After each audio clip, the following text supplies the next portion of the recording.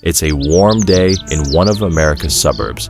John takes advantage of the nice weather to mow his lawn and install a trampoline for his 3 kids. In the middle of his Sunday activity, he takes a quick minute to contemplate what he's achieved. A nice pool and a beautiful home with a 2-car driveway. After years of hard work, John is finally proud of his $1 million home. But what he fails to realize, all of this might be a scam. What if the image of the house in the suburbs is not that impressive? What if we were conditioned to think becoming John was the goal, when in reality, it all comes down to propaganda? The home they've always dreamed of, the happiest investment they have ever made. We modeled the entire thing to show you exactly that. This is the dark reality of American suburbs. Americans have been obsessed with obtaining their slice of the suburban pie. But as we're finding out, this lifestyle has become unsustainable, and the consequences of this failed suburban experiment have become uncontrollable. But before we break down how things went south, we need to understand how it all started. Before the 1950s, American cities were self-sufficient ecosystems. People lived and worked within walking distance, creating vibrant communities where everything was within reach. But the post-World War boom changed everything. A wave of prosperity swept across the nation, propelling millions of white middle-class families towards a new dream. That dream is the sprawling single-family homes in the suburbs. History has shown that the concept of the city block has withstood the test of time, changing relatively little in its fundamental design since the Roman Empire. Suburbs, however, were a completely new concept. Although suburbs existed prior to World War II, the shift toward a suburb-focused society was a historical first, sending a clear message that the future was now, and the future was suburbs. Suburban life became the ultimate reward for America's post-war prosperity. The country was coming out of the Great Depression and riding a wave of a war victory. Spacious yards, white picket fences, big cars, the overall lifestyle design was shifting more towards luxury rather than necessity, even if it meant a daily commute to the city hubs that remained the economic heart of the nation. At this point, suburban life became the poster child for the American dream, plastered across ads and media as the ultimate goal. The message was clear: if you didn't have the house, the car, the family, and the suburban lifestyle, you weren't working hard enough. Cities are built on the foundation of trade and physical wealth, where people lived, worked, and traded within a close-knit community. Rural areas, while lacking the commerce of cities, found their own form of sustainability through agriculture, livestock, and local industries. Suburbs, however, emerged seeking to blend the best of both worlds. They wanted to offer the space and freedom of rural life, but with the modern conveniences of the city.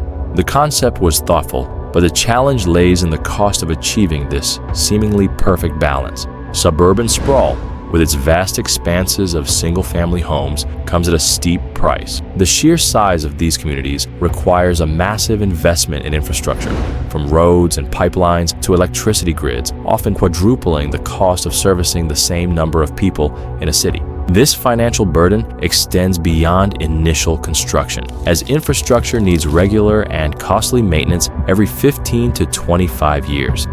The huge bill to maintain these sprawling suburban landscapes across the country reaches $1 trillion annually. But who foots the bill for suburbia? While many may assume that homeowners bear the burden through taxes, it is actually the federal government that covers the costs by providing subsidies to cities. Unfortunately, these federal subsidies do not extend to the maintenance of this infrastructure. As a result, once the new suburban neighborhoods require updates to their pipelines or electrical grids, cities are left to fend for themselves. Local governments, eager to retain these federal funds, often prioritize the creation of new suburban areas over maintaining older ones. This leads to the suburban decay we see today. Communities that have reached the end of their 15 to 25-year life cycle are left behind. This neglect is a significant factor contributing to the crumbling state of American suburbs. Roads with tons of potholes, pavement with faded paint markings, buildings left abandoned for years, unchecked weeds, the signs of abandoned suburbs are all around. But if suburbia is funded by the Fed, what about all of those tax dollars collected from homeowners? Residents pay so much in taxes to live in suburbia. Surely that amount of money should cover maintenance costs, right?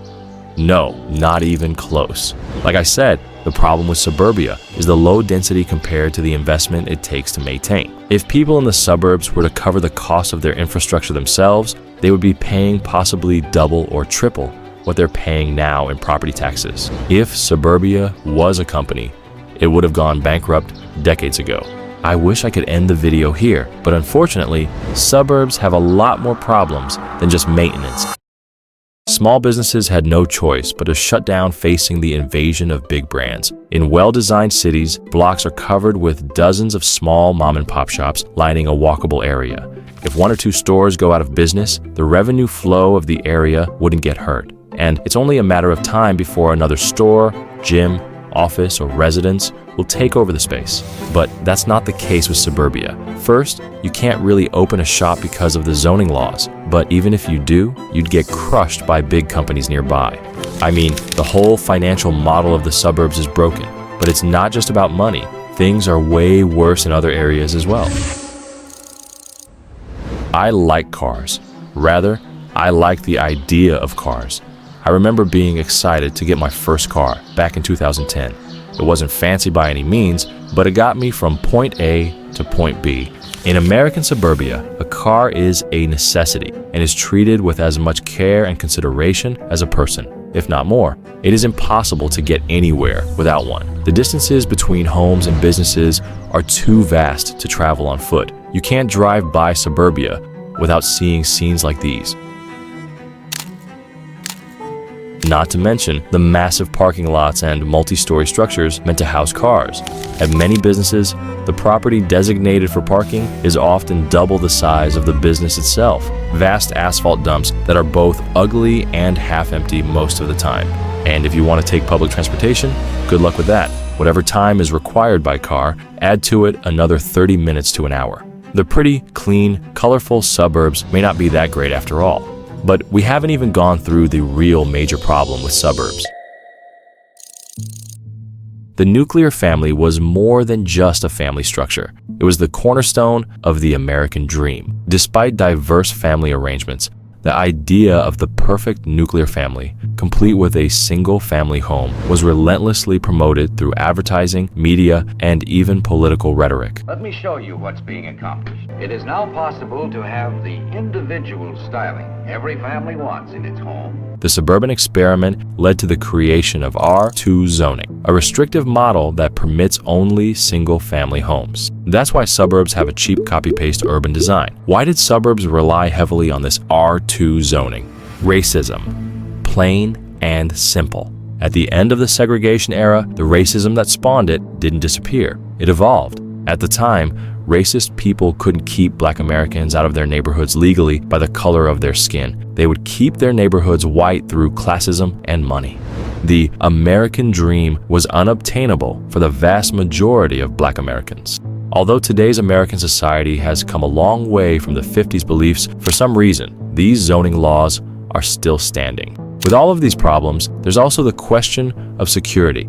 In other parts of the world, like Europe or the Middle East, suburban homes are built differently. Houses are built with stronger material, high fences, gates all over the place, and most importantly, homes and businesses are relatively still close to each other, making the whole urban fabric homogeneous, nothing too far or too close. American suburbia is just weird compared to that.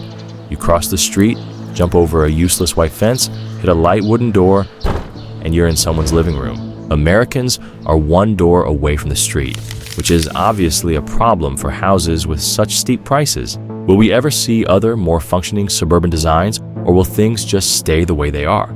Only time will tell. Subscribe, and we'll see you on the next one.